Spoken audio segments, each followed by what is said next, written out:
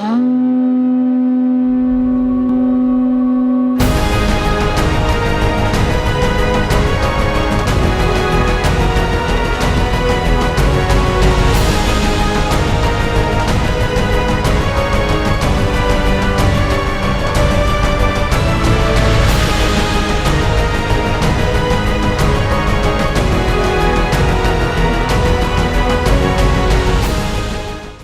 fait, le projet de ce film, ce film fait partie d'une série de 4 films, 52 minutes, autour des volcans. Et au départ, en fait, c'est une série que j'ai réalisée pour Arte, en France, et sur les volcans, mais qui était avec un peu de science, avec beaucoup d'histoire humaine. Et au fil du temps, en fait, au fil des tournages, parce que ça a été une vingtaine, même une trentaine de films qu'on a fait, on a eu l'idée de faire des 52 minutes par thématique. Et la première thématique qui m'est apparue assez évidente, c'est de voir en fait dans tous les coins du monde dans lesquels on allait filmer, le rapport très spirituel en fait qu'il y avait les gens avec le volcan qui était à leurs pieds. Enfin voilà, il y avait une dimension toujours spirituelle, comme ce qui est dit dans le film, un peu un phare, quelque chose qui les guide et qui les fait avancer. Donc l'idée, ça a été assez vite, comme on avait beaucoup d'histoires et beaucoup de voyages, de reprendre tout ça et de regrouper un peu toutes ces histoires qui étaient autour de la spiritualité et de la croyance. Au petit matin, mus par une foi sans bornes, les fidèles se lancent à l'assaut des pentes raides du volcan. Au terme d'une éprouvante ascension, l'immense bouche éruptive se dévoile enfin sous leurs yeux.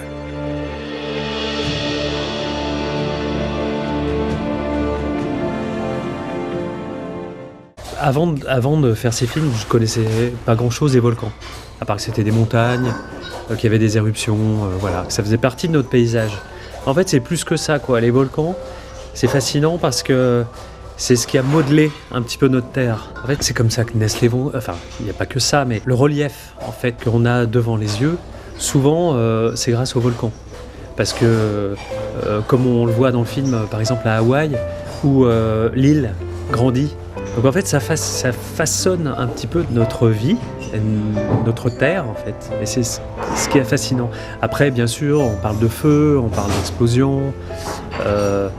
Et ce que je trouve assez intéressant et fascinant, c'est parce que moi j'ai beaucoup d'histoires humaines en fait autour de ça. C'est qu'on comprend beaucoup mieux les gens quand on comprend où ils habitent, et notamment les volcans. En fait, quand on vit autour d'un volcan, il y a toujours un danger, il y a toujours quelque chose, ça forge un caractère, ça forge quelque chose. Et moi, ce qui m'a fasciné, c'était qu'à travers un volcan, on arrivait à comprendre un peu qui étaient les gens. Il n'y avait pas de conflit, en fait. Parfois, on peut croire en un dieu, on peut croire en un autre. Là, ils croyaient le dieu qui était représenté par un volcan. J'ai pas ressenti de conflit, en fait. Comme si le volcan, en fait, soudait un petit peu tous les gens d'une région ou d'un pays entier, quoi, qui était là.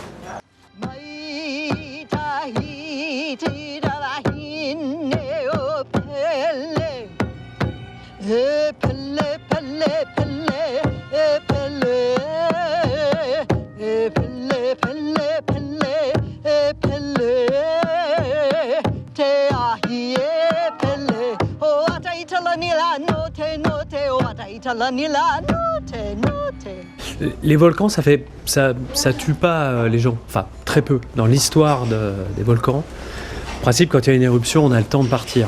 Il y a quelques cas où c'est arrivé, mais il y a toujours ce risque.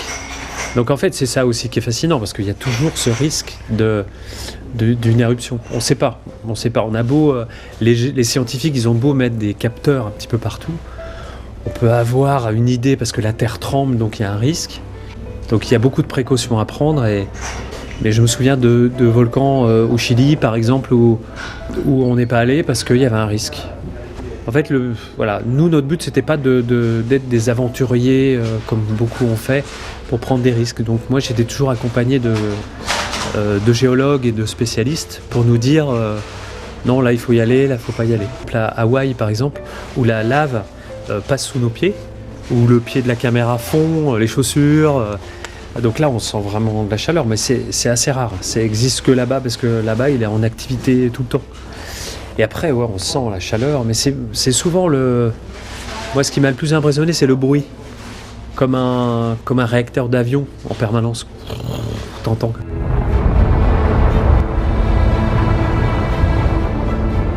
C'est ce qui fascine aussi pas mal quand on découvre les volcans. On pense que, à juste titre, ça peut être dangereux, ça peut être. Mais en même temps, c'est cette dualité qui fait qu'on est vraiment fasciné parce qu'on a en même temps le risque de tout détruire et en même temps, ce que donne le volcan permet de construire. On voit notamment dans le film. Mais c'est le cas un peu partout sur Terre. Les volcans donnent une terre fertile qui permet aux agriculteurs de faire pousser un petit peu plus leur culture. Je pense que c'est ça qui nous fascine, quoi. Il y a le côté destructeur. Un jour, il peut envahir et détruire tout un village, toute une région. Et puis, de ce qu'il a donné, ça permet de reconstruire, comme une renaissance. C'est un petit peu ça. Et c'est ce qui, je crois, amène beaucoup...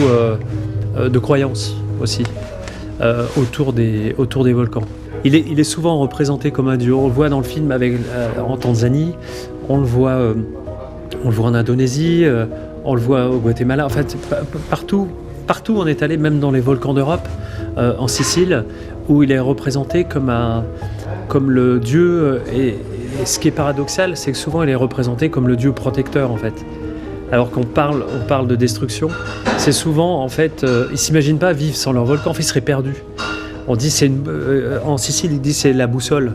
C'est ça qui leur donne le repère, mais qui leur donne le repère géographique, mais qui leur donne un repère aussi dans leur vie. Et le rapport qu'ils ont avec le volcan, leur dieu volcan, il est souvent accompagné de représentations où on le bénit, où on lui apporte en fait des choses. Donc c'est vraiment... soit comme une personne, soit comme un dieu. Mais en fait, c'est quelqu'un, en fait, dans leur vie. Et c'est, je pense, aussi pour ça que le film, en fait, est dans ce festival Pharrell. Moi, je remercie beaucoup le festival d'avoir choisi notre film entre... je crois qu'au départ, il disait qu'il y avait 160 films qui étaient envoyés. Quand il y en a une trentaine sélectionnés, enfin, moi, je suis super... vraiment flatté, en fait. C'est de pouvoir le montrer comme ça, hors télévision, des choses comme ça. Et puis ça nous permet aussi de rencontrer d'autres réalisateurs, d'autres producteurs qui ont travaillé sur d'autres films. Des films qui parfois passent que dans les festivals ou qui sont passés une fois à la télé mais on ne les voit pas. Après, moi, ma motivation, c'est de pouvoir échanger avec les gens, puis d'avoir un petit peu le point de vue des gens, parce que nous, on fait des films, on a un peu... Moi, j'ai une idée précise de ce que je veux raconter, mais c'est toujours intéressant d'avoir le feedback, enfin le retour des gens.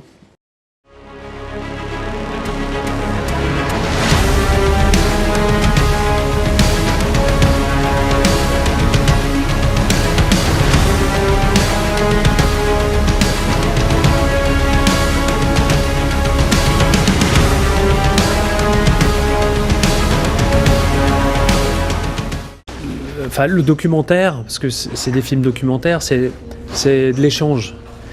Et nous, on passe beaucoup de temps et ce qui est important, c'est qu'ils comprennent ce que nous, on veut raconter, et nous qu'on prenne le temps de les comprendre. Et après, on a cet échange-là. Moi, tous les gens qu'on a rencontrés comprenaient exactement ce qu'on venait faire et ce qu'on venait raconter. Donc ça s'est fait très naturellement, en fait, comme une discussion et comme un échange. Nous, on fait pas des interviews, on fait vraiment c'est très spontané, on essaye de se raconter un peu nos histoires et puis nous, on capte ça sur place. Après, aujourd'hui, nous, on est 2, 3 dans l'équipe. On arrive à faire ces images, on part avec un drone. Le secret, c'est de travailler beaucoup avec les gens sur place, les locaux. Moi, je travaille beaucoup en Indonésie avec une personne, en Amérique du Sud avec une personne comme ça qui travaille pour nous. Mon co-réalisateur s'appelle Eden Chavit. Et en fait, moi je suis beaucoup sur le terrain, j'ai beaucoup filmé tous ces volcans et raconté ces histoires. Et après, le choix du commentaire, c'était d'accompagner aussi les histoires et de lier. Et Eden Chavit, mon co-réalisateur, lui trouve les mots en fait pour essayer de lier un petit peu toutes ces histoires. Et c'était important d'avoir... moi, je fais beaucoup de films sans commentaire, mais là, c'était bien d'avoir un commentaire aussi, parce que ça nous permettait de le faire dans plusieurs langues. Mais tant que l'homme foulera ces terres en mouvement, il portera dans son âme le feu ardent des volcans.